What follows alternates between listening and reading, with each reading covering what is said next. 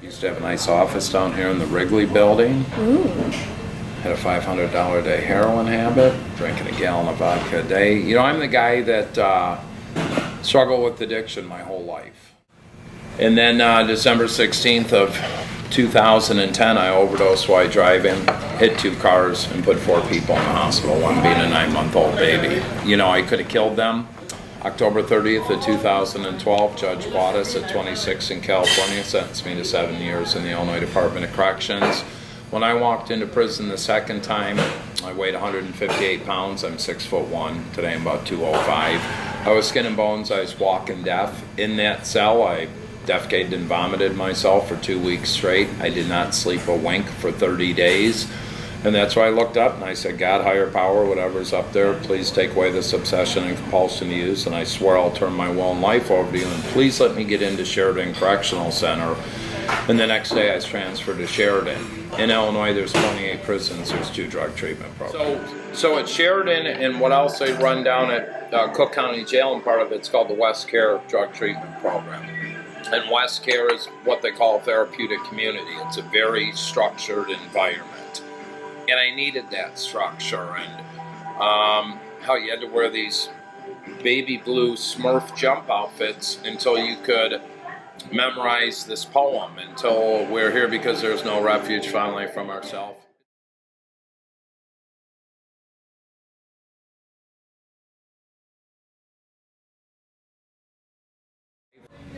And I took her out for a date, and I remember asking me, do you do drugs? I said, God, no, why?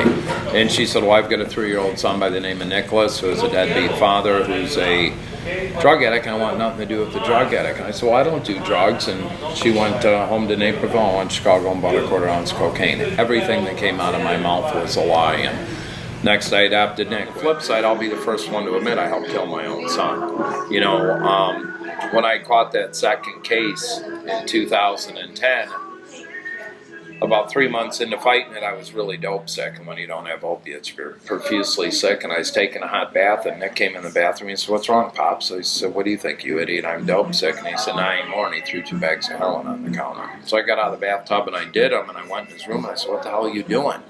Don't worry, Dad, I'm just selling a little bit. I said, Nick, this isn't weed, this is heroin, and you know what this drug has done to me. And he looked right at me, and he said, well, Dad, you're a successful drug addict. And I said, why would you say that? Well, we've got a nice house, you got an office in the Wrigley building, you make a good living.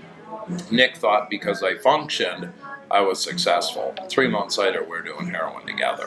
When our son Nick died, we're at the hospital, and I'll never forget having to identify Nick and walk in, and the scream that she made that will be burned in my mind forever. That's where this disease takes you, and I got to live with that for the rest of my life. Even though Nick died on my 21-month sobriety date, he followed in my footsteps, and I don't want anyone to ever go down that road. This isn't a 9-to-5 job, and I'm the guy that helps the hopeless and gives them hope. And I see a lot of people turning their lives around, but I see a lot of people, you know, dying. You know, they go into treatment, they walk out, they're dead 24 hours later. Speak in high schools and middle schools all over the country. And last week I was in Wauseka, Illinois, which is about 100 miles southwest, by Kankakee. It's the middle cornfields. There's nothing out there. And they bust in a couple middle schools, and this is 5th grade to 8th grade. And afterwards, an 8th grade girl come up to me and she said, Mr. Ryan, I have 3 friends here right now that are doing heroin and 5 that are doing cocaine. What I do, I don't only talk about my story, I talk about bullying, I talk about snitching, and I'll say, how's that saying go, snitches get what? Oh, snitches get stitches. And I'll say, no, 95% of the people that get arrested snitch within the first hour. It's called cover your own ass. So I'll pull up 2 friends, and I'll say, all right, Susie and Lucy. Susie, what do you do if you see Lucy going down a slippery slope? Well, I'll talk to her. Really, because that's what all my friends did. Well, I don't know what I'll do. You know what? You snitch on her. You escalate it to a school resource officer, a teacher, a family member. But people are afraid. I'll do these presentations at night, and I'll ask the parents, how many of you have unused prescriptions in your cabinet right now? third to a half of the hands go up, and I'll say, why? Well, what if my back hurts again? Go to the doctor, but you don't keep Vicodin or Percocet sitting in your cabinets, because Max is going to come cut your lawn and ask you to use your bathroom and rifle through your cabinets. Take it. You're all accidental drug dealers. And it shocks them, but it's a reality.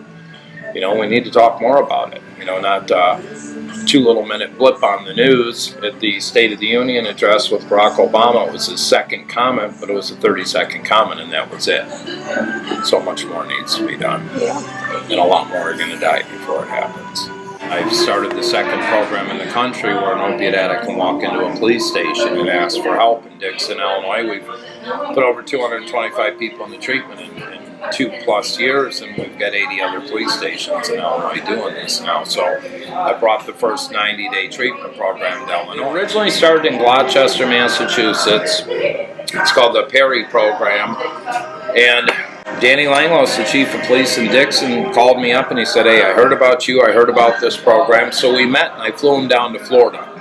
And I said, I want you to see my treatment center. And none of the clients knew Danny was the chief of police. And we're sitting outside talking to him, and one of the kids goes, hey, he's from Boston. He said, hey, Mr. Ryan, did you hear about that cop that's having addicts be able to walk into the station and get help? I said, yeah, what do you think about it? He said, I sure wish it was around 10 years ago, because I would have walked in 10 years ago. He said, police are here to serve and protect, and I wish I could have walked up to an officer.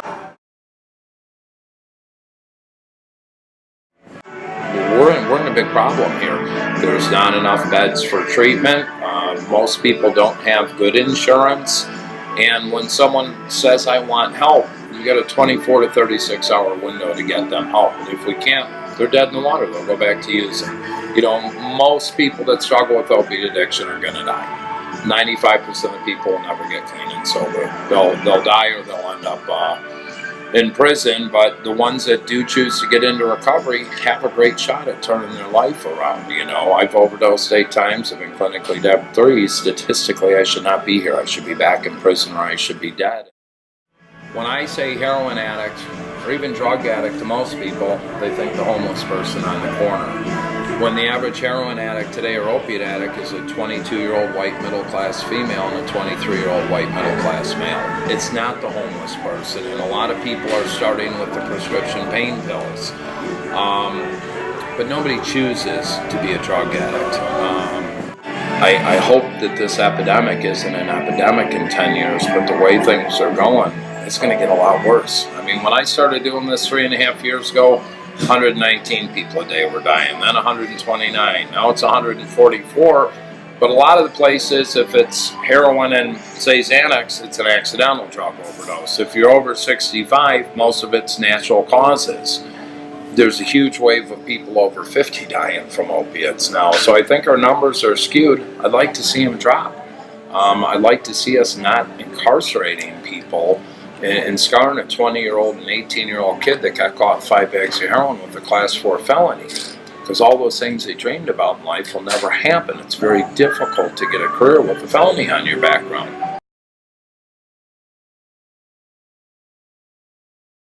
I don't know what the answer is. You hear about safe injection sites where people can actually go in and shoot up, and I'm all for it, because if me, Tim Ryan, is going to walk in and I have a nurse there and a doctor and I got clean rigs and I can shoot up, but I can also have some people in recovery coming up and, hey Tim, do you want to keep living this way?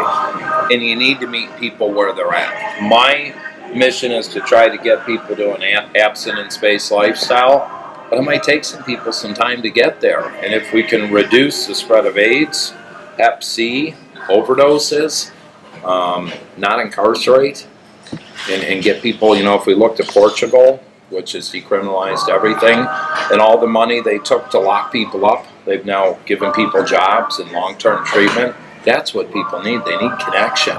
They need a purpose in life. And a lot of people that get into the opiate game have no purpose. Their purpose is to live to use and use to live, just to feel normal.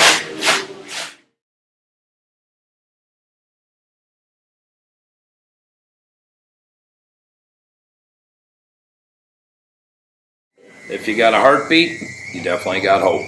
And for the families, to be aware is to be alive.